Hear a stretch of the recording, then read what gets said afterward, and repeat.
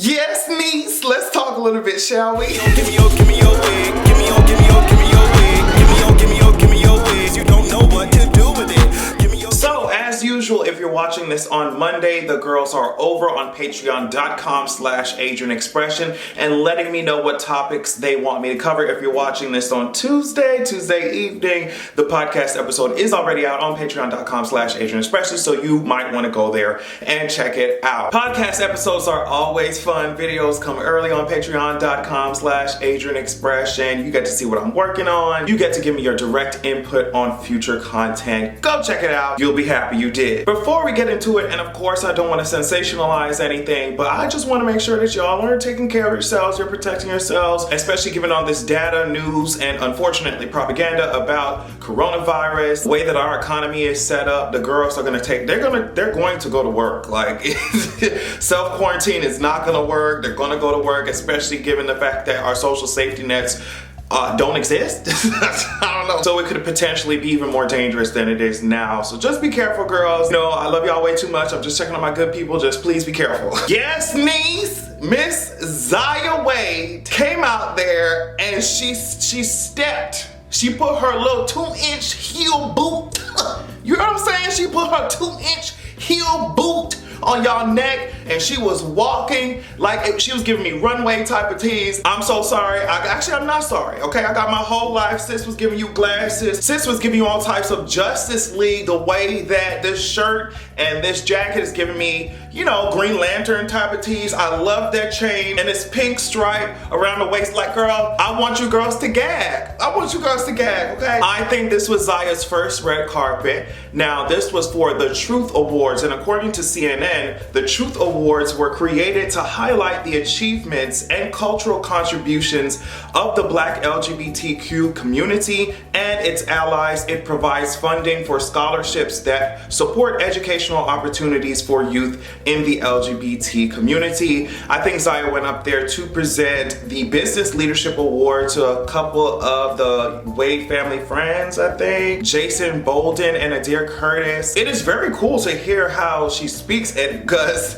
for her to be so young, I don't know, girl, like she be speaking like she a whole ass professor. I'm like, where is this vocabulary come from? I love it. And I also love the super supportive, the overly supportive, because we have to counteract, we have to offset. No Cardi B, we have to offset the BS. Because you know, some people, they're mad that this kid even exists. They're just angry. How dare you take pictures with your family and go to red carpets and present beautiful awards to beautiful, hardworking people? How dare you? They were mad, honey. The agenda, yes girl, the agenda to be happy and live your life fully and smile a little bit. I know that's a little bit hard for a lot of y'all to do who live in rigid boxes that y'all can't even live up to the standards that y'all are trying to push on to other people. But yeah, you know, all that is happening, so we had to push it really hard. The girls all across social media were just like, yes man, you better walk down, honey. I love to see it, and it's very important that other kids who are LGBT see that it is, there's nothing wrong with you. All you may be missing is just some support, and that is very important because it can determine your self-worth and self-esteem for a very long time or even your whole life. But I'm glad that they're not shying away from this, and I'm happy to see that our good sis stepped on that red carpet and let you girls gagging. Okay, so speaking of gagging, a lot of the girls were gagging, but in a negative way, when Kylie Jenner came up on here looking like this. And somebody said she went and got her another iOS update. I think it was Clarkeisha. She's so silly. Anyway, some people were saying that she looks like the queen of the Recording Industry Association of America, Beyonce Giselle Knowles-Carter. And of course, the petty, like 2013 Beyonce stan in me jumped out and was just like, yeah, girl, they always trying to copy the good sis. But it's okay. Like, not everybody can change keys 4 times in Love on Top. Not everybody can do the vocal bridge that you find lodged within the song I Care. So it's not real. So I don't care, okay, about any of that. I just wanted to bring that up to you just in case you saw Kylie Jenner trending, and yeah, the Beyonce stands were not having it. I just thought that shit was funny, girl. Speaking of Beyonce, this was her when she was younger. And this was Blue Ivy recently at a Lakers game. And of course, it's not surprising that her daughter looks like her mother, but damn, you know what I mean? And honestly, I'm feeling really old because just yesterday, Blue Ivy was cradled in her mother's arms, wrapped up in that white cloth, looking and wondering why y'all brought her to this tired spinning rock in the middle of the solar system. You see what I'm saying? She's grown up really fast. She was there with her father, and I think she asked LeBron James for a signed basketball or something. It was cute. It's just cute to see the good sis happy living her life. And she ain't a baby no more. She ain't a baby no more. And speaking of babies, DaBaby's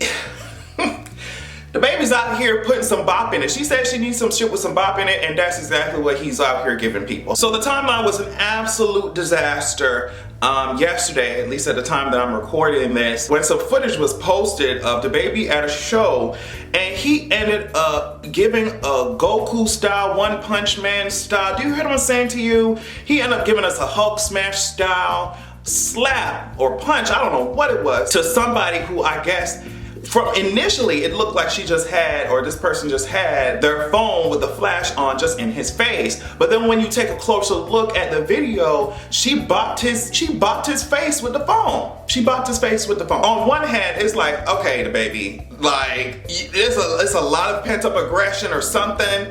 You really be popping motherfuckers. Like you be popping them. I'm not talking about Orville Redenbacher, okay? You be popping them, stopping them, dropping them. I feel like no matter how you approach the situation, that needs to be addressed in some way. But then on the other hand, I'm just like, sometimes y'all be in these celebrity faces too close. Y'all, these celebrities are still people at the end of the day. Like, I think we have to remember that. And then so you bopping people in the face with your phone and got the flash all in their eye and stuff. Like, you gotta be careful, sis. You gotta be careful, sis.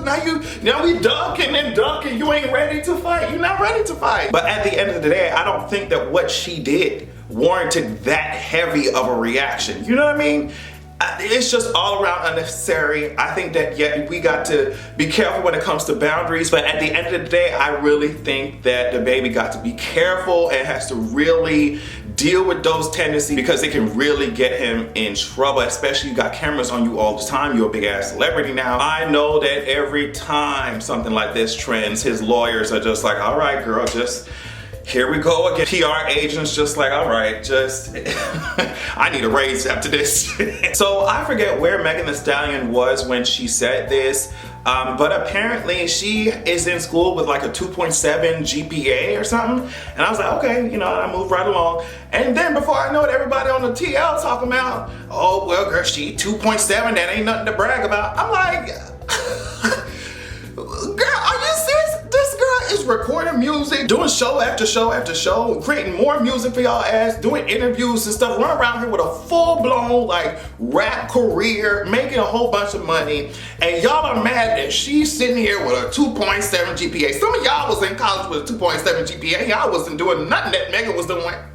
Y'all didn't have no rap career. Y'all wasn't traveling around the world. Y'all wasn't cashing out like that. Y'all. So it just doesn't make any sense. Like, for the first thing y'all go to doing to be dragging her for her GPA instead of congratulating her for the fact that she's still in school. Because I promise you, if that was me and I was making that much money, you know what I mean? And I was traveling around the world with a rap career or something like that, I would not be in school, girl. What are you talking about? What are you talking about? Like, getting them degrees that I got was hard enough already, and I have no national career like that. So can you imagine doing that with one? No, I think that it's really cool that she even still is in school, because like I said, I would have dropped them classes faster than that ring fell into the lava at the end of Lord of the Rings and stuff. I promise you I would have. So since we're just on the topic of Megan Thee Stallion, let's move on to another Meghan Markle. I think Meghan and Harry are doing like their last official royal event today. I think it's like something like Commonwealth thing. I don't know, girl. That's y'all over there across the pond. But for International Women's Day, Meghan Markle visited Dagenham School. She went there to inspire the girls and boys. I think they didn't know that she was going to show up. And of course, after highlighting women and focusing on women, she invited one boy from the audience, I guess, to come up and speak about what International Women's Day means for them as a guy. So the head boy, Aker Okoye, I think that's how you pronounce his name, he went up to speak, but this is the moment that went viral. She really is beautiful with it. I thought it was absolutely cute. I thought it was so adorable. And I loved Meghan's reaction. I thought it was just all around really cute. But he ended up speaking about his the woman in his life and how it's important for men also to work to make sure that women can easily reach equality. So it was all around a cool moment. I really love to see it. I know that Meghan is not new to this type of work at all, but I'm happy that the media is focusing on this now, especially compared to what they were before, and I hope that it stays that way. So I'm not sure if I mentioned this in my video before, but Beto O'Rourke ended up endorsing Joe Biden, so whatever. But even more recent than that, Kamala Harris ended up endorsing Joe Biden, and Cory Booker ended up endorsing Joe Biden. So Joe Biden is being propelled by all of these endorsements by the structure of the Democratic Party. It's not surprising at this point, but it definitely does make these two people in particular look really silly. If we're talking about Cory Booker, Cory was the one over here calling out Joe Biden for working with segregationists and stuff. We're talking about Kamala Harris. She was the one talking about,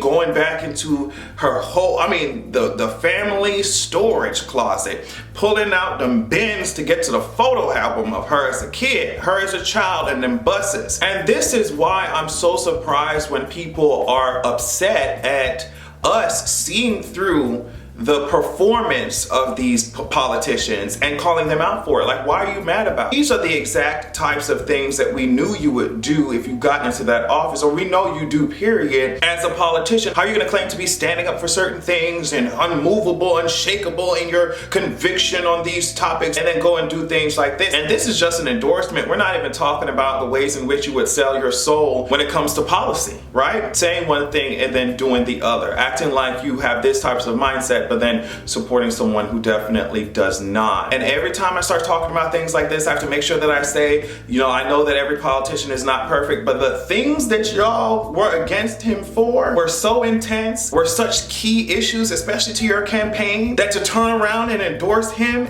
means to me, like it always has, that this is just a performance. And while y'all get to just dilly and dally and hopscotch around, for the rest of us, this is our lives. Okay, this is our lives, but thank you so much for showing us even more that we can't count on y'all for shit. We can't count on the Democratic Party for shit. On that note, this was a fun video. Thank you all so much for watching. Remember, check out my Patreon at patreon.com/AdrianExpression. I love you all so much. Make sure that you have a good goddamn evening.